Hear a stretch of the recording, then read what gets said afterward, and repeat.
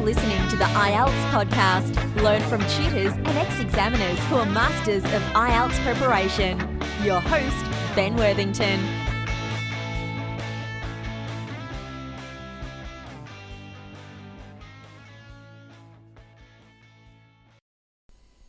Hello there, IELTS students.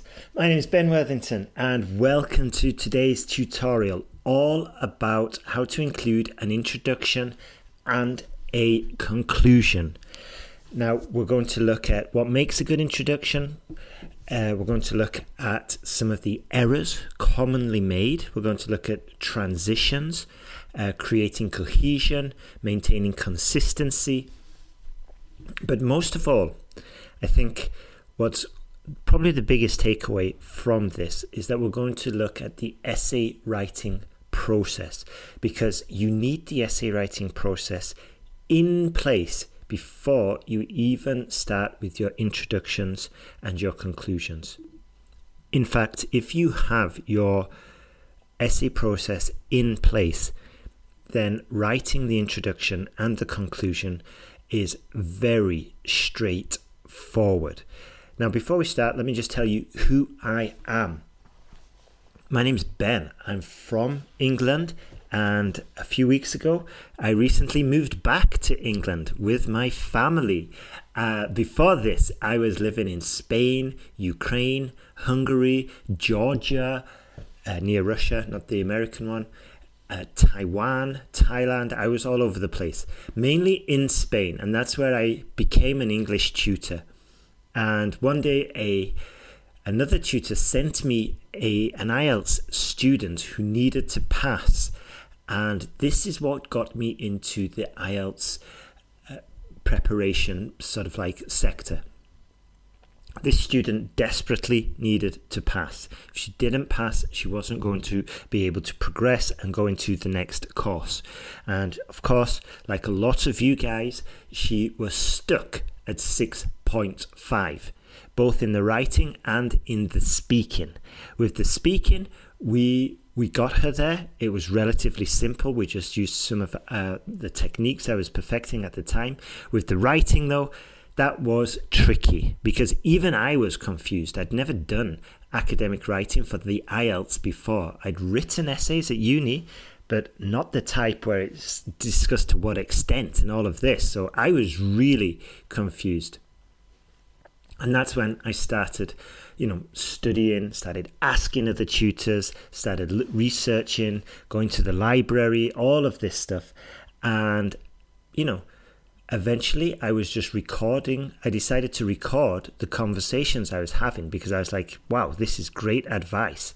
I'm going to record it, use it for later, and I might as well share it with other students, with students as well. And that turned out to be a great idea because that's what led us to build, to create, to set up IELTS Podcast. And fast forward to today, all the useful information I collected during those interviews is in the course now, the online course. And yeah, that's where we are now. And every now and again, I take on a private student just to keep my skills sharp. When there's space in my agenda, I'm like, super, let's get a private student. At the moment, it's closed, but keep your eye on your inbox. Sometimes I will send out an email. And that's it. Let's jump into today's tutorial. So the introduction and the conclusion of your essay are quite important. They frame how your essay is going to sound and what you're going to write about. They also contribute to the cohesion and clarity of your essay. Now, my online students all know that the introduction and the conclusion are the last things we write about. And the main reason is because the essay writing process is so much more important. Because if you mess this up right at the beginning, you could lose points on the task response. You could lose points. You could write an incoherent essay. You might choose a topic or an example where you don't have the best examples, where you don't have the best opportunity to show your vocabulary. This is why the essay writing process is incredibly important. A lot of teachers just say, oh, okay, brainstorm and then start writing your introduction, and that's terrible advice. One tutor, I think he was an amateur tutor, even says that you should never ever brainstorm, which is also terrible advice, because you need to brainstorm in order to select the best idea. And it's not the quality of the idea, it's the quality of your communication. So you need to select the best idea that you can communicate. It's often the simplest one. Right then, what is the essay writing process? Well, in the online course, we call it the CTRT method. And very briefly, we go into it in much more detail because it's very important, but you categorize the question, advantage, disadvantage, problem, solution, to what extent, and then you split it up into two parts. So you've got an idea for body paragraph 1 and an idea for body paragraph 2. Not an idea, sorry, a position or a starting point. Then you generate your position.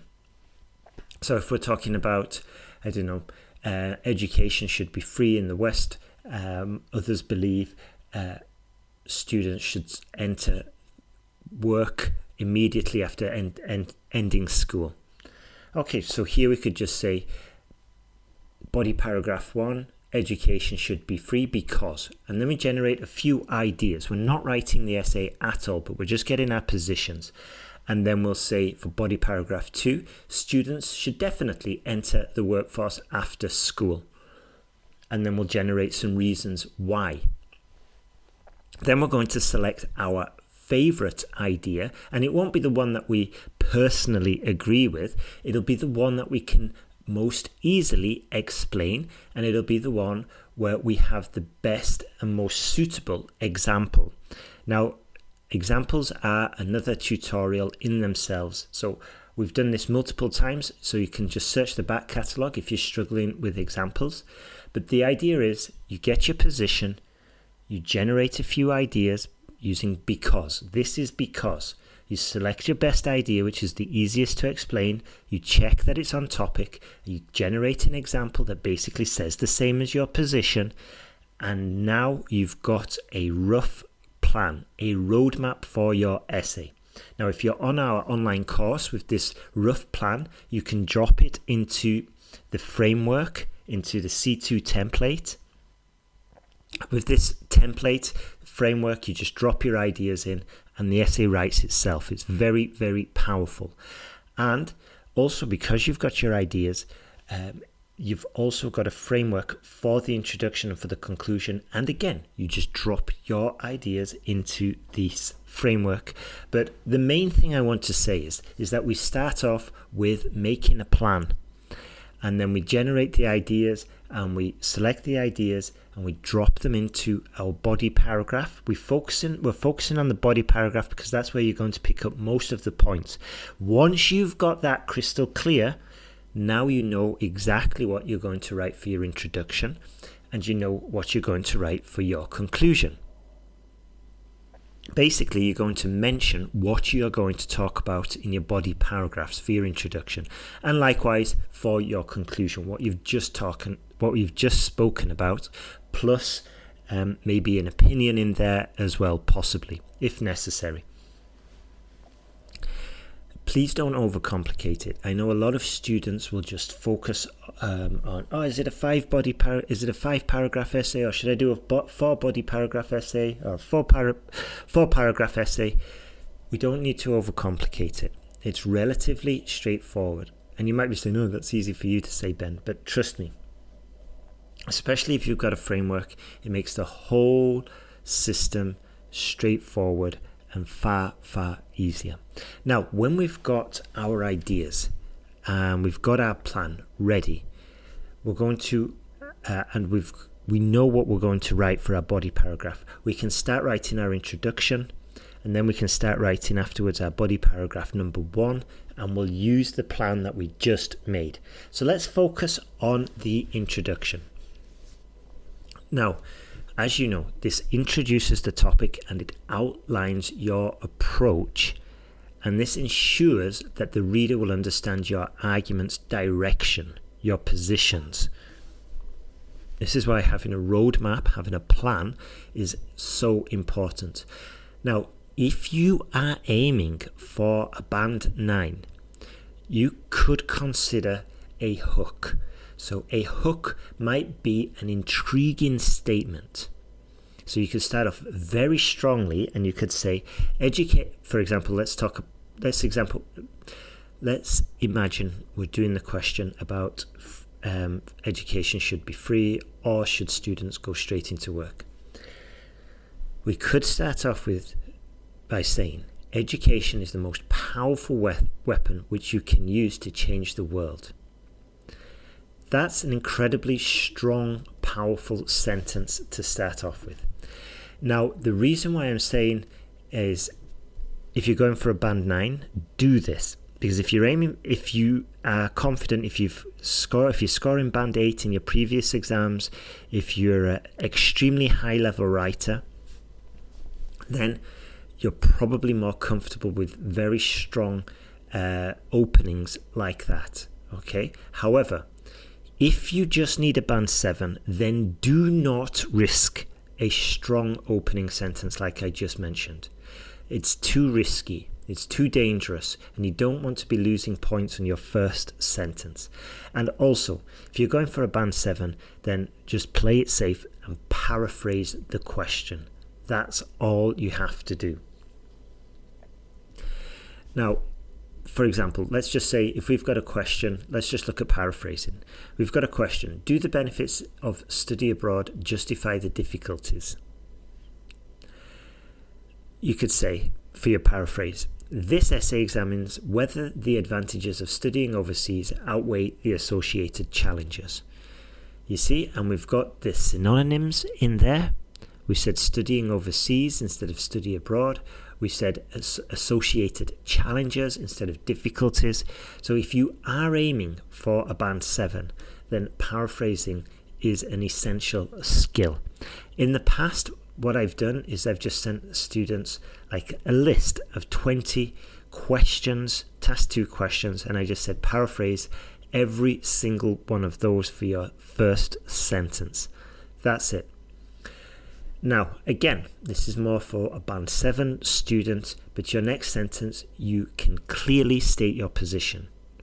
And you can say it in a sentence such as, this essay argues that despite the challenges, despite the drawbacks, if we wanted to introduce more vocabulary, and it says the benefits of studying abroad are more significant.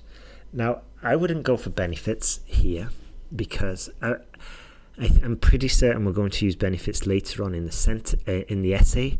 So I would say something like the plus points, or the pros of studying in another country, because we've already got abroad in the earlier sentence, are more significant. I like more significant because this is an extremely useful phrase.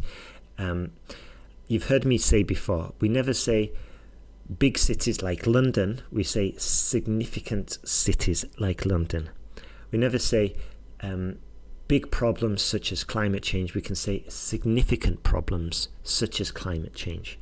And it just elevates, it just improves our essay that little bit. And all of these little minor incremental improvements, I think they're called marginal gains, all these small marginal gains do add up.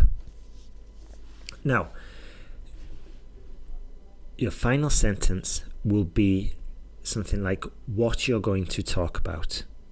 Okay, and we can say something like, it will first consider the cultural and academic benefits, followed by an analysis of the challenges faced by students. That's fine. Just remember, though, that if your body paragraph number 1 is going to talk about the cultural and academic benefits, then you mention that first in the final sentence of your introduction. And body paragraph 2, following that final sentence of the introduction, is going to be the challenges faced by students. And this is just, it's what the reader, in this case the examiner, is expecting. We had that order in the question. We're going to address and follow that order, not only in our introduction, but also in our body paragraphs. And this just helps with the cohesion and coherence criteria. Now, some common mistakes. It's quite frequent for students to go off topic, and this is because they probably haven't got a clear plan, or they haven't really double checked or even triple checked that their ideas and examples directly correspond to the question. Now, another common mistake is an overly complex sentence. In the introduction, we definitely don't need an overly complex sentence. And in fact, if you're going for a 7, play it safe. Go with sentences that you know are grammatically correct, even if they might sound a bit short, even if this might sound a little bit simple. The reason why I'm saying this is because if you mess up in the grammar, it can be quite difficult to follow your argument. And if it's difficult to follow your argument, it's obviously difficult to determine if you're on topic, if it's coherent. You see, so this is why I've always said grammar is the most important criteria to follow. You mess up your grammar, you can severely risk your task response and your cohesion and coherence score. Now, another common mistake to avoid is empty sentences. I see empty sentences day in, day out when I do the corrections. An empty sentence sounds like this. This essay will focus on the pros and cons using examples to demonstrate points and prove arguments. I can put that into an essay about anything in the world, and the examiners spot that it's empty, it's not really saying anything. And it's so easy to spot and to improve. How do we do that? Well, we just tailor it. We adapt that empty sentence and we say, this essay will focus on the benefits of studying abroad, followed by the challenges of the students, and finish with examples from Germany and Taiwan to demonstrate points and prove examples. Okay, now it could be an overly long sentence, but it's not so complex. I should mention as well, if you have mastered a complex sentence structure such as the conditional, and you are confident that you can write anything in the third conditional, second conditional, whatever, grammatically correct, then definitely, obviously, do use this. But the key here is being confident that you have truly mastered a complex sentence structure. And if you are keen on doing that, go for something like the conditionals, where it's got a very clear set structure and it's quite universal, so it's quite high value. What I'm saying here is that it's relatively straightforward to introduce a conditional argument into your essay, so it's high value. Yeah, you learn this and you can pretty much you're pretty much guaranteed that you can use it in your essay. Whereas if you study another complex sentence structure, maybe a more unique one, a more advanced one, it might be more difficult to squeeze it in naturally. So just keep that in mind if you are aiming for a 7 or higher. Now, what does an effective conclusion look like? Well, we're going to restate the thesis, restate our position. And some useful words here are therefore. Okay? Therefore, or in summary. Okay? Or as discussed. Let's go. Therefore, it is evident that the advantages of studying abroad, such as enhanced cultural understanding and academic growth far outweigh the difficulties. So you can see, we are not completely reiterating our argument. We've just mentioned the points. We're not going to talk about the examples, and we're definitely not going to mention new points. straightforward. Now, again, it's going to be a summary. So in the first sentence, we just reiterate what we said at the beginning, or reiterate our positions, and then we're going to talk about the main points. So the exposure to different cultures and academic environments provides invaluable experiences, despite the challenges of homesickness and financial costs. There we go. Now, we can add a closing thought. This is not a new argument. It's not a new idea. And in our course, we teach some students just to add with a statement about the future. It will probably, in this case, we could say, global education is set to rise as globalization continues to gather pace. Something like that. And maybe a forward-looking, future-based statement, just to pick up more points for grammatical range and accuracy. Again, another way we could finish would be with the closing thought, which could be something like, universities should therefore encourage students to undertake part of their studies in foreign countries. Okay, just make sure that it does correspond to what you've been talking about before.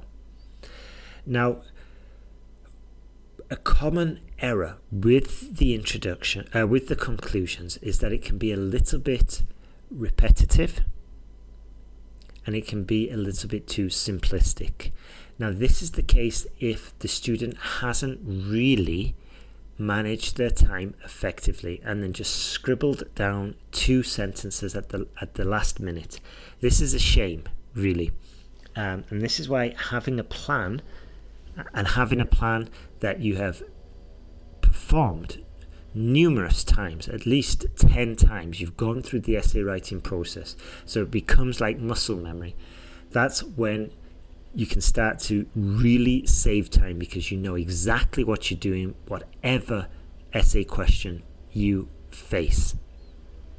Now, just a few final points before we wrap this up. Obviously, we want to be using transitional phrases. These include a logical flow. Okay, and as I just mentioned, we could say, therefore, in summary, what was the other one? As discussed. These will all help you. Keeping consistency. Again, this is quite straightforward, but we don't want to be switching between academic and informal. That means we never use contractions. That means we try to use more specific verbs, like I was saying before. In this case, it was an adjective. Don't use big and small. Use significant or minor or insignificant. Don't use very good. We could say extremely beneficial instead. And these little points will just help you. The marginal gains, as we talked about before. These little things, we stack the deck in our favor. Again, as I was saying before, consistency. And we've got to keep the consistency not only with the style, but keeping it formal, keeping it academic, but also with our sentences. So, and also with our paragraphs as well. So if we're talking about a person who suffers from pollution or who suffers lung disease due to air pollution, and then we switch to people who suffer from lung disease because of pollution, this is inconsistent. So we need to keep, usually in most cases, the subject consistent, not only throughout the sentence, but throughout the paragraph and ideally throughout the essay. That's pretty much it. There's just a few, let me just give you a little bit more advice. So when you've finished writing your essay, I would recommend getting feedback. And I would recommend, nowadays, you can either send in your essay to us and we'll get it back to you 24 hours. It's obviously a very detailed feedback that we give you back in video form. Or if you need to pass your test quick, you can go to our online essay checker, where you can get some feedback pretty quickly. You can get some ideas for synonyms, and we're having a lot of success with that at the moment. Students do seem to be improving their essays, and I would recommend you get the premium one because you just get more detailed feedback, and obviously that makes it faster and easier to improve. One other thing, when you're in this essay writing process, don't write an essay on Tuesday, come back to it on Thursday, and then watch a tutorial on Sunday. It's obviously far superior if you can just get all that done in one morning, because the faster you move, the more likely you are to remember some of the things you've picked up, and the more likely you are to repeat them as well, because you're doing it within the same day. And this is why, when you're studying, it's better to just study in blocks of like 3 or 4 hours, and this way you can just improve faster. That's it from me today. Thank you very much for tuning in. I wish you a beautiful day and good luck with your IELTS preparation.